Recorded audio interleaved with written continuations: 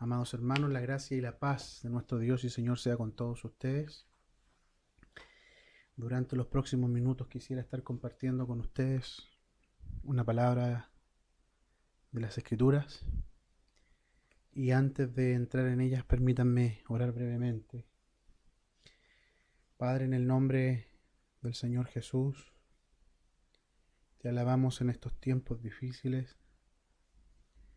Te alabamos porque usted es justo y también es bueno, porque nos dio una forma justa para ser salvos, la cual consiste en creer en su Santo Hijo, nuestro Señor Jesús, quien es el Cristo. Por Él hay paz entre usted y nosotros, los que hemos creído, pues su Hijo tomó sobre su espalda el castigo que nosotros merecíamos por ser pecadores, rebeldes y malvados, para así provocar y obtener como resultado la paz entre Dios y los hombres. Por esto, Señor, por esta paz, por el cumplimiento de toda justicia en su Hijo, es que no tenemos miedo de su regreso, sino que esperamos su aparición en las nubes.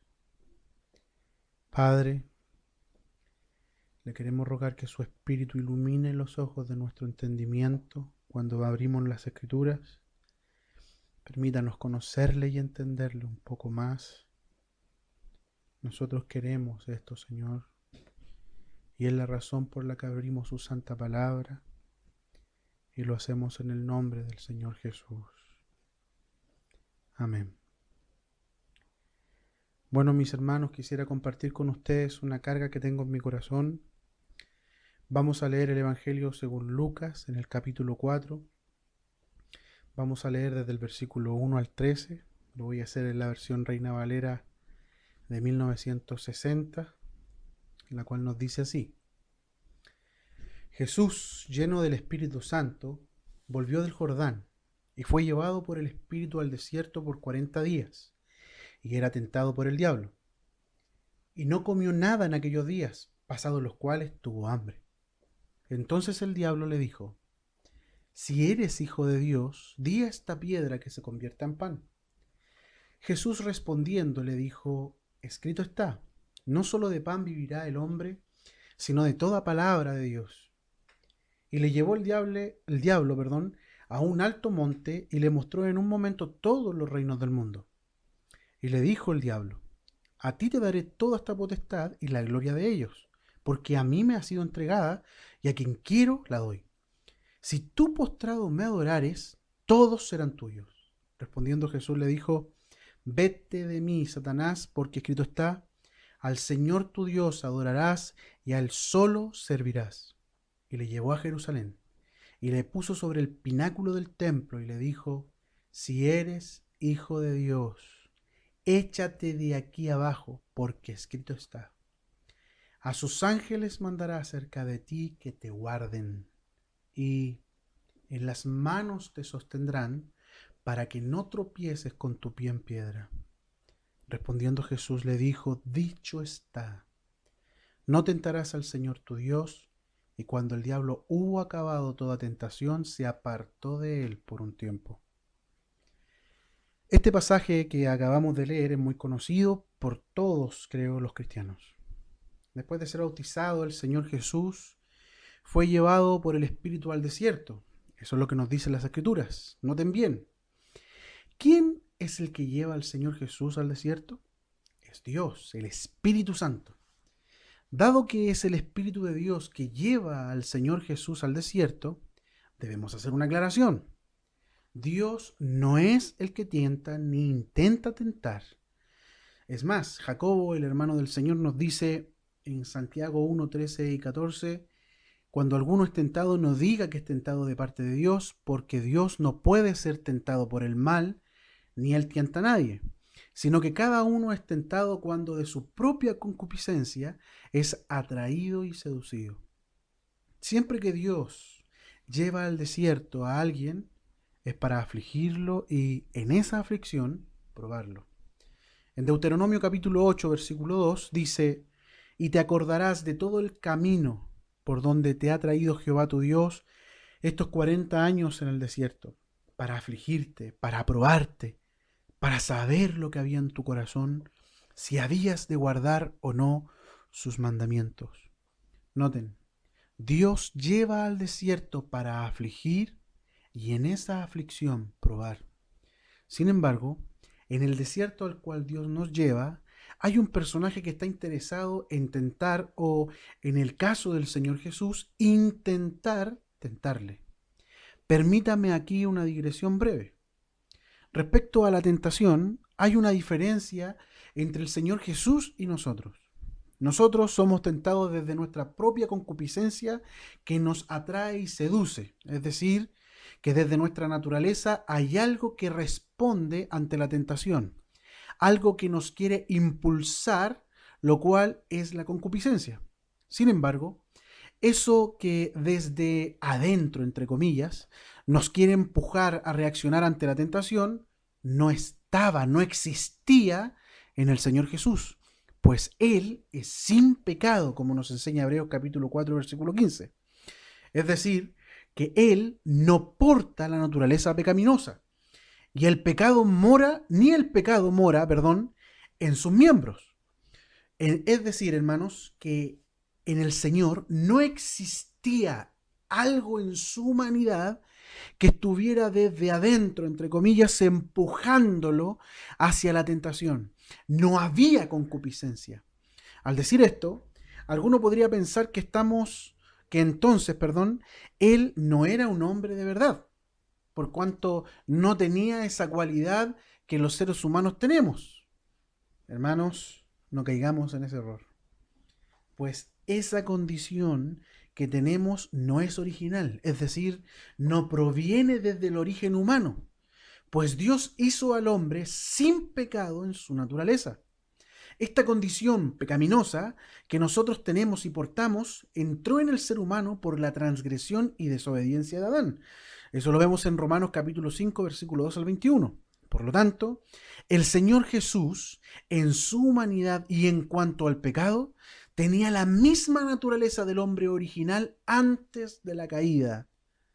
Digo tenía, pues desde la resurrección y exaltación del Señor Jesús, la naturaleza humana que Él poseía llegó a posiciones celestiales únicas, jamás vistas, que Adán ni siquiera pensó ni conoció. Eso, mis hermanos, lo podemos ver en su exaltación, en Hechos capítulo 7, versos 55 al 57, Colosenses 3:1, Efesios 1:3, Efesios 1:20, Efesios 2:6, Hebreos 10:12, entre otros. Bueno, volviendo al tema del desierto, les decía que Dios lleva al desierto para afligir y en la aflicción probar. Ahora, mientras que se está en el desierto, hay un personaje interesado en tentar, al que se le llama Satanás. Esto no ocurrió solo con el Señor Jesús, sino que esto también ocurrió con Israel. Deuteronomio 8, Salmo 66:10, nos muestra que Dios los llevó al desierto, que también con Job, veas el libro de Job, ¿cierto? También esto ocurre con el cristiano en lo individual y con la iglesia, el cristiano en lo corporativo. Y aquí tenemos muchos pasajes, Salmos 11:5, Lucas 8:13, Primera Tesalonicenses 2:3-4, Santiago 1, donde nos habla de la prueba, Primera de Pedro 1:6-7, capítulo 4:12-19 también. Pero bueno, y no solo esto ocurrió, ¿cierto?, con el Señor en el pasado, con el pueblo israelí en el pasado, con los cristianos del pasado, sino que esto sigue ocurriendo y esto ocurre hoy en día y ocurrirá hasta que el Señor vuelva. ¿Por qué? Porque Dios es así y Dios obra así, punto. Sin embargo, tenemos en la vida del Señor Jesús la perfecta revelación de Dios y además,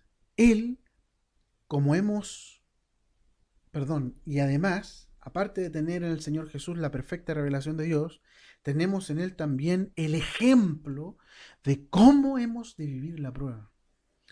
Es por esto que he querido leer y exponer este pasaje de Lucas 4, Ni siquiera quiero leer los relatos paralelos de los otros evangelios de Mateo y Marcos. Solo quiero leer y he querido leer lo que Lucas nos dice. Pues creo que basta con esto.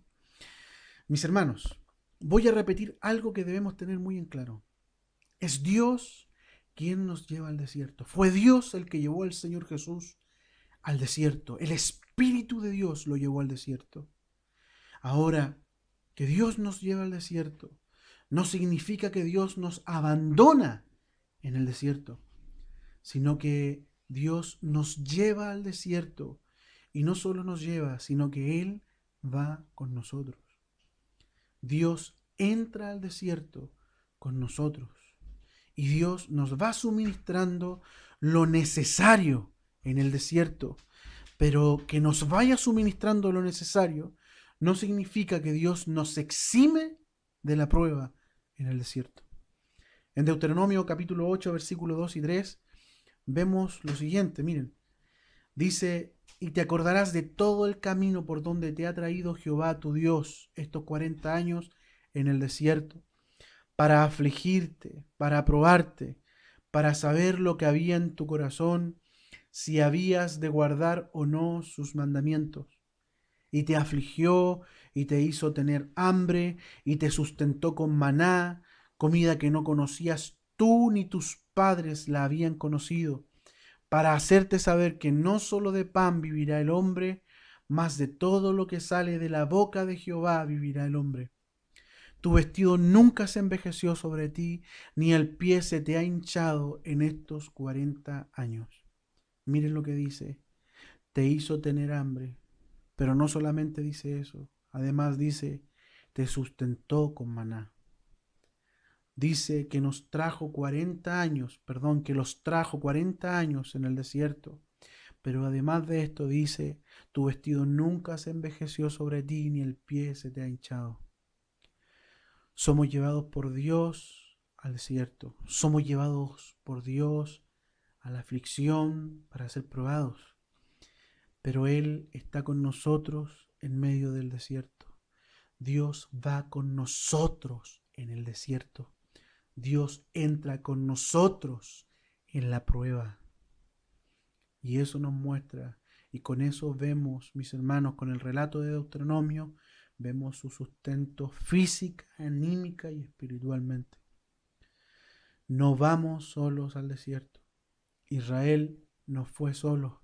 Job no estuvo solo, ni ningún cristiano ha estado solo. Es más, Él, que es verdadero, como nos dice 1 Juan 5:20, y que no miente, como nos dice Tito 1:2, ha dicho que estará con nosotros todos los días hasta el fin del mundo, como nos dice Mateo 28:20.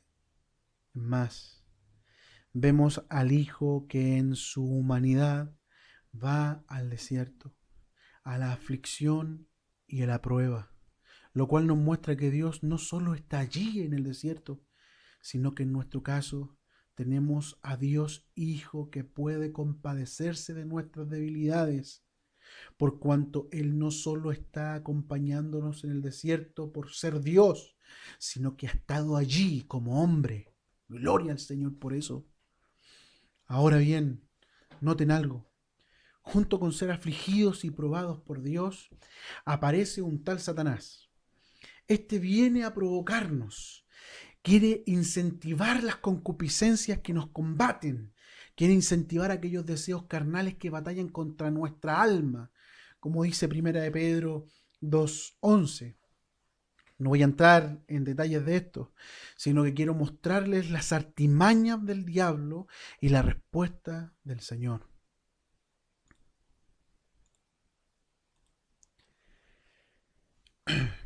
Hermanos, el diablo intentó tentar al Señor mostrándole sus necesidades físicas. Primero intentó aprovecharse del hambre. La respuesta del Señor no tardó y mostró cómo el sustento del hombre proviene de todo lo que sale de la boca de Dios. Luego Lucas nos dice que lo llevó a un monte alto y de alguna manera le mostró todos los reinos del mundo y la gloria de ellos. Intentó tentarle con riquezas y provocar en él codicia, mas no la encontró. Finalmente, lo llevó al pináculo del templo y le dijo que se tirara abajo, que Dios enviaría ángeles a socorrerlo, perdón. Pero el Señor le echó fuera y señalando que no hay que tentar al Señor nuestro Dios. Ahora bien, hay dos veces en las que se repite una frase. Esto en el versículo 3 y en el versículo 9 de Lucas 4. Si eres hijo de Dios. El enemigo de Dios usó dos veces esa frase. La primera vez que la usó fue mostrando las necesidades corporales, en este caso el comer. La segunda vez no mostró nada, sino que pidió una señal. El primer caso nos muestra esas aflicciones que tienen que ver con lo corporal. Vemos las necesidades financieras, de salud, de la vida biológica, es decir, la que tiene que ver con este cuerpo. En la vida cristiana, muchas veces, en medio de este tipo de pruebas, hemos tenido pensamientos como estos. Si eres hijo de Dios, no deberías pasar hambre. Si eres hijo de Dios, no deberías estar enfermo. Si eres hijo de Dios, no deberías pasar necesidades, etcétera. Todos esos pensamientos ocurren en el desierto que pasa el cristiano o la iglesia en la colectividad. Pero miren la respuesta del Señor. Se le está mostrando el suelo. Di que estas piedras, el suelo. Sin embargo, el Señor señala al cielo. A Él se le intenta mostrar el suelo, pero el Señor señala hacia el cielo. El diablo quiso mostrarle lo del cuerpo, lo biológico, pero el Señor fue al otro extremo. Le señaló lo espiritual. El diablo quiso que pusiera la vista en sí mismo, en sus necesidades humanas. Sin embargo, aquel hombre con mayúscula puso la mirada en el cielo, en Dios. No puso la mirada en sí mismo, no puso la mirada en el suelo, puso la mirada en el cielo, puso la mirada en Dios. ¿Saben qué es eso? Humillarse bajo la poderosa mano de Dios. Eso es aguantar con paciencia y esperando que Dios hable, que Dios abra su boca. Es asumir que Dios es dueño de la vida humana y que Él no solo es el dueño, sino el Altísimo. En este tipo de aflicción, la humillación del hombre mueve y compadece el corazón de Dios. ¿Saben qué es lo que aparece de Dios allí? La misericordia. ¿Saben, hermanos? Desde el latín, como ya les he dicho a algunos, la etimología de esta palabra es muy interesante. Permite entender qué significa que Dios tenga misericordia. Bueno, desde el latín, esta palabra está formada por dos raíces. Miser, que quiere decir miseria, y cordis, que quiere decir corazón. Miseria y corazón. Esto nos permite entender el cómo se mueve Dios respecto a su misericordia. Es cuando a Dios le pesa en el corazón la miseria humana. A Dios le duele en el corazón la miseria humana. Y cuando oye el clamor de alguien miserable en su condición humana, que le suplica humildemente por ayuda, el Señor socorre. Misericordia. Como cuando se le gritaba tantas veces, se le clamaba, Señor Jesús, ten misericordia de mí. Leemos tantas veces este tipo de clamores en los evangelios y la verdad, hermanos, no recuerdo que exista alguna vez en que Dios, el Señor, no se detuviera e hiciera algo. Luego, la segunda vez en la que Satanás menciona la frase, si eres hijo de Dios, es cuando cuando le pide al Señor demostrarlo mediante un acto temerario. Mis hermanos, en esto me quiero detener, dado los tiempos que estamos viviendo. noticias que están saliendo en la televisión de algunos hermanos en la fe. Esto tiene que ver con lo que estamos viviendo, por ejemplo, en la actualidad con el COVID-19, llamado coronavirus. Mis hermanos, hay cristianos que están pasando por un conflicto espiritual por causa de esto y la suspensión, por ejemplo, de las reuniones. La Biblia dice que no debemos dejar de congregarnos como algunos tienen por costumbre. Eso lo dice en Hebreos capítulo 10, versículo 25. Entonces, este pasaje les está pesando a algunos hermanos en sus conciencias. Es más, hay pensamientos que vienen a sus mentes, tales como: si no me reúno, parece que no tengo fe. O la fe sin obras es muerta. O demuéstrale al Señor tu amor, tu fe. O si tu fe es real, no te enfermarás, por ejemplo, etcétera. Hermanos, cuando el diablo le dice al Señor que demuestre que es hijo de Dios con un acto temerario, como arrojarse del pináculo, le citó las escrituras. Se las citó distorsionándolas, torciéndolas, sacándolas de contexto. Gracias al Señor Jesús que existe este pasaje. Permítame contarle algo que me ocurrió hace un tiempo atrás, hace unos años. Un día estaba en mi trabajo cuando llegó un hombre mayor, ateo y burlón, y sin que yo le dijera nada, y sabiendo él que yo soy cristiano, me dijo: te desafío a que juntos vamos al río Mapocho, llevemos 2 vasos, saquemos agua del río, tú bebes un vaso al seco, yo bebo un vaso al seco, y si nos enfermamos, yo voy al doctor inmediatamente, pero tú oras solamente. Luego me dijo: si no aceptas, entonces no tienes fe y Dios no existe. Hermanos, ese hombre me estaba pidiendo demostrar mediante un acto temerario mi fe y existencia de Dios. Fue tal cual como lo que hace Satanás con el Señor. Si tú eres hijo de Dios, demuéstralo arrojándote. ¿Se dan cuenta? La respuesta del Señor fue categórica: no tentarás al Señor tu Dios.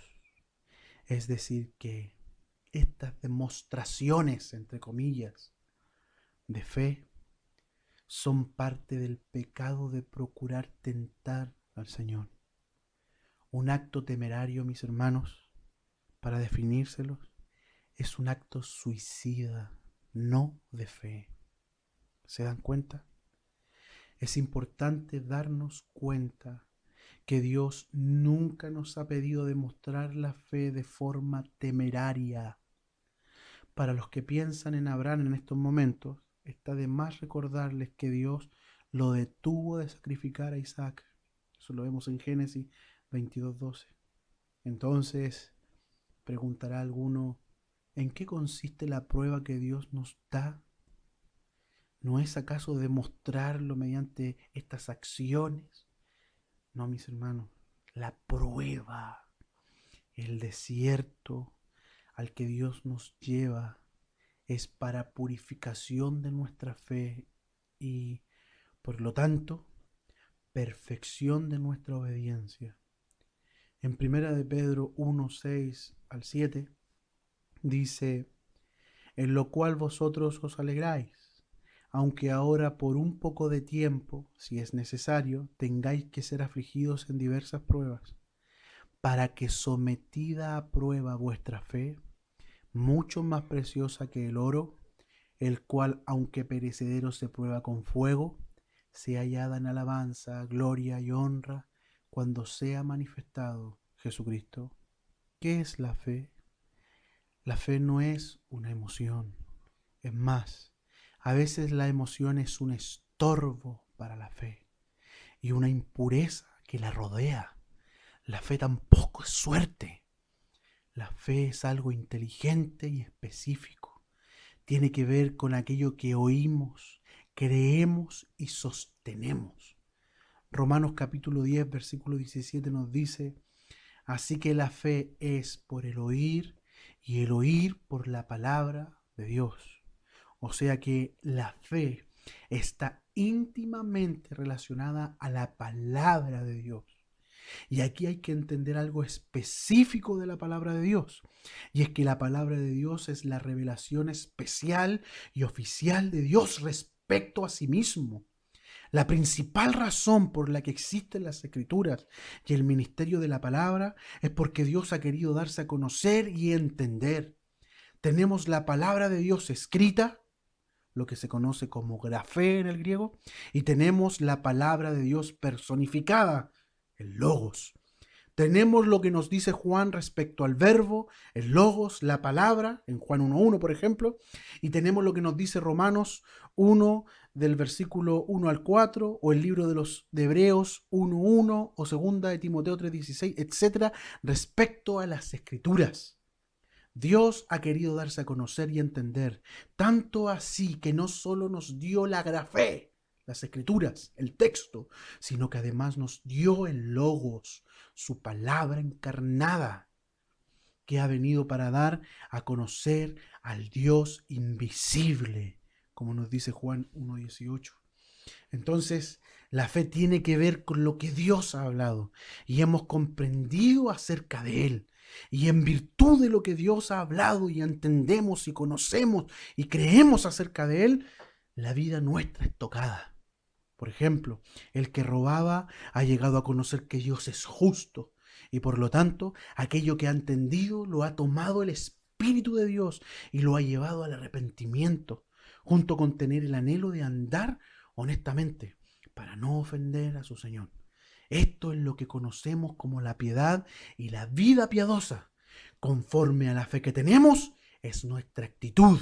Conforme a la fe que sostenemos, son nuestras convicciones y por lo tanto es la forma que tenemos de vivir. Eso es la piedad del cristiano. Esta fe, mis hermanos, que Dios quiere purificar, por la cual nos lleva al desierto, mis hermanos, es algo que va creciendo. Porque en un comienzo, mis hermanos, nos importa la palabra de Dios, pero además nos importa lo que sentimos.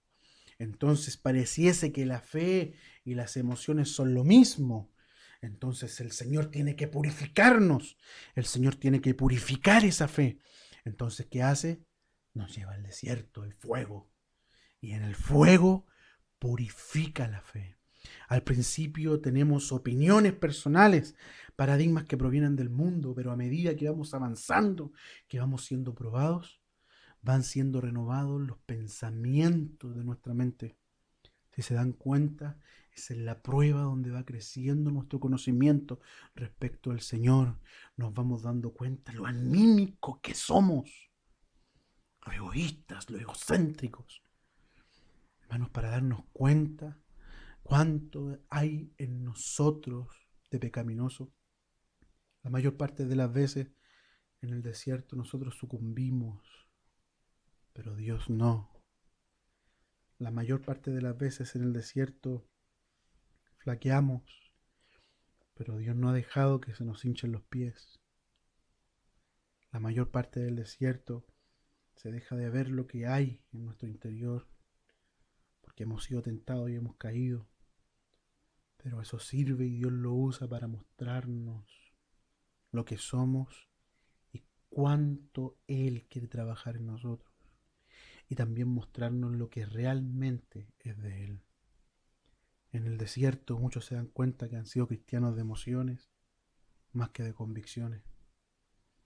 Mis hermanos, esta fe Dios quiere purificar. Esta fe Dios quiere purificar. Entonces, Dios nos lleva al desierto para purificar la verdadera fe, el oro, por decirlo de algún modo. Dios quiere limpiarnos de todo aquello que no es fe, de todo aquello que no proviene de su palabra, todo aquello que no es de su palabra en nosotros, todo aquello que no proviene de lo que conocemos y entendemos de Él, todo aquello que son paradigmas humanos, cosas de nuestra humana crianza, de nuestra humana fragilidad. Todas esas cosas, hermanos, Dios quiere purificarlas. Dios quiere limpiarnos de todas esas cosas. Porque son elementos externos a la fe que Él nos ha dado y que debe y está creciendo en el creyente. Allí nos damos cuenta que algunas cosas eran solo emociones, solo pensamientos nuestros, solo opiniones humanas. Y es por esto que Dios, mis hermanos, va con nosotros al desierto. Delante de los hombres, Dios permite que la fe sea aprobada para que seamos testigos de aquellos que dicen ser, pero muchas veces no son. Y para que confirmemos también a aquellos que resistiendo, ¿cierto? Y en medio del desierto se le vienen pensamientos, el tentador a decirle tú no eres hijo, y nosotros podamos estar allí para animarles y decirle hermano resiste en su fragilidad. Mis hermanos, nadie sale peinadito de la prueba, así que debemos discernir bien lo que pasa allí. A veces estas cosas ocurren por la ingenuidad de los santos, pues debido a que unos vieron a alguna persona entrar y llorar cuando escuchó una palabra, uno dice, esta persona volvió a nacer, es creyente, pero Dios tiene que mostrarnos la verdad. A veces fueron solamente emociones. Y es por eso que Lucas 8:13 nos dice, los de sobre la piedra son los que habiendo oído reciben la palabra con gozo, noten, gozo, emociones. Pero estos no tienen raíces, creen por algún tiempo y en el tiempo de la prueba se apartan. Entonces Dios tiene y nosotros tenemos, Dios quiere ir abriendo nuestros ojos, quiere ir mostrando. Dios va purificando aquello que es y va quemando aquello que no es. Miren mis manos, recibieron con gozo una emoción, pero no tenían raíces. La emoción no es sinónimo de fe. A veces la emoción acompaña a la fe, pero no son lo mismo. Aquello que proviene de la palabra de Dios y de las convicciones nuestras en relación a ellas, eso es fe. Así que mis hermanos, nunca Dios nos pedirá demostrar mediante una acción temeraria la fe, sino que Él tratará nuestra fe para purificarla y desarrollarla. Esto nos llevará a tener una manera de vivir más que una demostración suicida. No se trata de demostrar la fe yendo a reuniones y tener una vida mundana, hermanos. No se trata de eso. Se trata de ser personas de convicciones. Que las cosas que hagamos sean por convicciones, no por demostraciones suicidas. Cuidémonos de eso. No estoy juzgando a nadie, pero sí quiero alertar a los hermanos. Hace unas semanas atrás, cuando se empezaron a dar estas recomendaciones sobre el COVID-19, sobre mantener distancia, no darse la mano, no darse abrazo, habían algunos hermanos preocupados por el asunto, no sé, de la Santa Cena, por ejemplo. Cómo eh, esto nos iba a llevar a utilizar muchos vasitos. Pero mis hermanos, en nada afecta eso a la doctrina fundamental de cenar y de anunciar la muerte del Señor hasta que Él venga. No lo hacemos porque tengamos miedo, lo hacemos porque debemos cuidar a nuestros hermanos más frágiles, a ellos. Y esto, hermanos, no es que no tengamos fe. Si somos juzgados de estos no tienen fe, están mal. Eso no es así. La fe no se demuestra en actos temerarios. La fe, hermanos, Dios la demuestra habiéndonos sido nosotros probados. Son los tratos del Señor en nuestra vida como cristianos, en comunión, tratos que ustedes han sido testigos, que nosotros hemos sido testigos en ustedes, lo que demuestra que nosotros tenemos una santísima fe y no demostraciones suicidas. Ojo, no se trata de demostrar la fe yendo a reuniones cuando hay un riesgo de contagio de un virus mortal. sino pensar en el amor de Dios por aquellos que son vulnerables y más frágiles que nosotros, pues el Señor se ha dado por nosotros y con esto nos da ejemplo de que debemos cuidar a nuestros hermanos. Si vemos que los incrédulos están muriendo y pueden morir por nuestra negligencia, mis hermanos, tengamos reuniones en nuestras casas y evitemos salir, porque exponemos el nombre del Señor a vituperio. Escuchemos y recordemos la palabra del Señor que se nos ha hablado durante este tiempo respecto a fortalecer la comunión familiar. Leamos en familia, oremos en familia, echemos mano de la fe. Es decir, echemos mano de aquello que el Señor ya nos ha dicho, ya nos ha advertido, como por ejemplo que Él busca una descendencia para Dios y que todos nosotros somos sacerdotes de este nuevo pacto. Mis hermanos, por nuestra temeridad, por acciones suicidas, podemos exponer a vituperio el nombre del Señor. Aprendamos lo que dice Números 14 respecto a la actitud de Moisés, que pensó en el Señor, que pensó en la fama del Señor, no en lo que iban a decir de él. ¿Qué van a decir de mí? Que soy un cobarde. Digan lo que quieran. Yo no quiero exponer el nombre del Señor a vituperio.